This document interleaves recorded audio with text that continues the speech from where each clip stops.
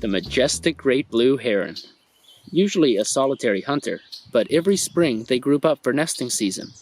They typically return to the same site every year, where there can be hundreds of nests being built or repaired in the same area.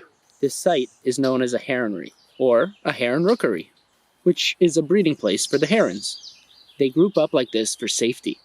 Having so many of them together, they are able to take turns being on watch and keeping an eye out for predators. This way, they are able to relax more, reserving their energy and time for their babies, which leads to a higher rate of survival.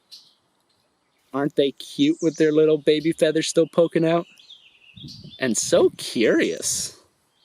Staying cool is tough when you're high up in a tree, away from all the water. That means herons have to come up with other ways of staying cool during the nesting process. One method that they use is being shown by the chicks here. This rapid movement of the throat creates air circulation inside the mouth, increasing evaporation and thus cooling them down. It is called gular fluttering, sort of like how a panting dog stays cool. And it's a hot one out here. Soon enough, those babies will be bigger and old enough to fly. Then everyone will be off to their separate wetlands. Until the next time. I hope to see you again soon. Take care.